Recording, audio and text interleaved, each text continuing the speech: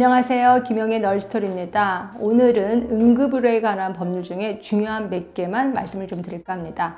자, 우리가 응급실에 가면 이런 민원이, 이런 상황이 좀 많이 벌어집니다. 그러니까 예를 들어서 내가 먼저 왔는데 왜 저 사람부터 치료해줘요? 그래서 막 화를 내시는 경우가 많아요. 그런데 응급실은 도착순이 아니라는 것 혹시 알고 계셨나요?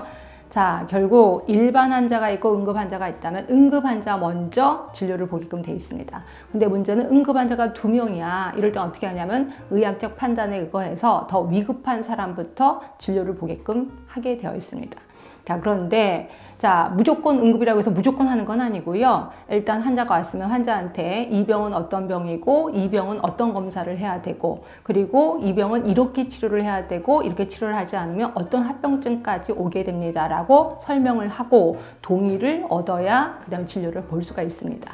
자, 그런데 환자가 무의식 환자야. 또는 어린아이야. 그럼 그 사람들을 대상으로 할 수는 없잖아요. 이럴 때는 같이 온 사람한테 물어봅니다. 그랬더니 그 아이의 부모님이래. 그럼 법정 대리인이죠. 그래서 법정 대리인이 따라오셨다면 법정 대리인에게 설명하고 동의를 받습니다. 자, 그런데 같이 오신 분이 그냥 동행인이래. 얘가 하도 아파해서 길거리에서 데리고 왔대. 그럼 그 사람한테는 설명 없이 하나요? 아니에요. 그 사람한테도 설명을 합니다. 그렇지만 동의까지 받을 필요는 없는 거죠. 그래서 설명하고 그다음 의학적 판단에 의거해서 응급치료를 보게 되는 거죠. 자, 그런데 이제 문제는 이 사람이 이제 법정 대리인이야. 그래서 이제 설명을 하고 동의를 받으려고 했거든요. 그런데 가끔가다 이런 분이 있어요. 그냥 내버려 두세요. 이렇게 살다가 돌아가시게. 이런 경우가 많아요. 그럼 그냥 돌아가시게 하느냐? 아니죠. 그래서 의사가 판단하기에 아, 이분은 응급의료가 필요하다라고 판단하면 의료인 한 명의 동의를 얻어서 계속해서 진행을 할 수가 있습니다. 자, 그러면 우리나라 응급의료기관에 대해서 좀 말씀을 드릴까 합니다. 제일 큰 데가 중앙응급의료센터예요. 자, 이곳에서는요, 응급환자를 진료하는 건 아니고요, 응급의료에 관해서 연구를 하거나 큰 사건이 터졌을 때 지원을 해주는 그런 기관이거든요. 이곳은 보건복지부 장관이 종합병원 중에서 하나를 지정하고 있습니다. 그다음에 그 밑에가 권역응급의료센터예요. 권역응급의료센터에서부터는 응급환자는 응급환자인데 중증 응급환자를 진료하게끔 되어 있습니다. 이거는 보건복지부 장관이 상급 종합병원이나 300병상 이상의 종합병원 중에서 지정을 하게끔 되어 있습니다. 그 밑에는 이제 전문 응급의료센터가 있는데 뭐를 전문으로 하냐면 소아, 화상, 독극물, 심혈관 요 4개에 대해서 전문적으로 하는 센터입니다. 근데 이거는 누가 지정하냐면 보건복지부 장관이 아까 말한 중앙, 권역, 그리고 지역 응급의료센터 중에서 하나를 지정하고 있습니다. 그 다음에 그 밑에가 지역 응급의료센터라고 있는데요. 여기서부터는 장관이 빠집니다. 시도지사가 종합병원 중에서 하나를 지정합니다. 근데 여기서부터는 일반 응급환자를 진료할 수가 있게 되는 거죠.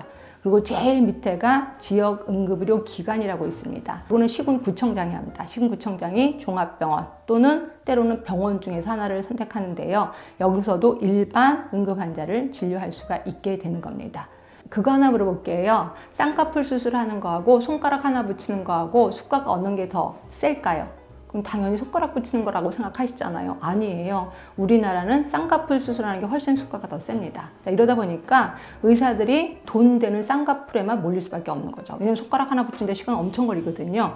그래서 예전에는 의사들이 전 세계적으로 우리나라 손가락 붙이기로 1위였거든요. 근데 의사들이 힘든 거 안 하려고 해. 그러다 보니까 요새는 손가락 붙일 만한 의사가 없는 거예요. 그래서 예전에 혹시 이국종 박사님께서 자, 힘든 수술, 보통 18시간 수술하기도 합니다. 그런 수술을 서울대에 나온 의사들이 하겠습니까? 라고 했던 말 혹시 알고 계세요? 이렇게 많은 의사들이 그 힘든 일을 안 하려고 한다는 거죠. 그래서 국가 차원에서 아, 그래? 그럼 외상센터를 하나 만들어야 되겠다라고 본 거예요. 그래서 외상센터가 현재 2개 있습니다. 권역 외상센터가 있고 또 하나가 지역 외상센터가 있어요. 그래서 권역 외상센터는 보건복지부 장관이 아까 했던 중앙 그리고 그 밑에 권역 그리고 전문, 그 다음에 지역응급의료센터 중에서 하나를 선택하게끔 되어 있고요. 그 다음에 지역외상센터는 지금까지 말씀드렸던 모든 응급의료기관 중에서 하나를 시도지사가 선택하게끔 되어 있습니다. 여기서는 응급환자는 아니고 외상환자를 진료할 목적으로 세워졌다라고 보시면 되고요.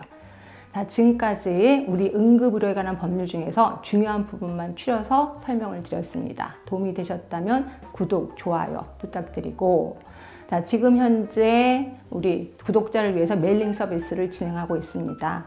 아래 양식을 확인하시고 댓글로 많은 신청 부탁드리겠습니다. 감사합니다.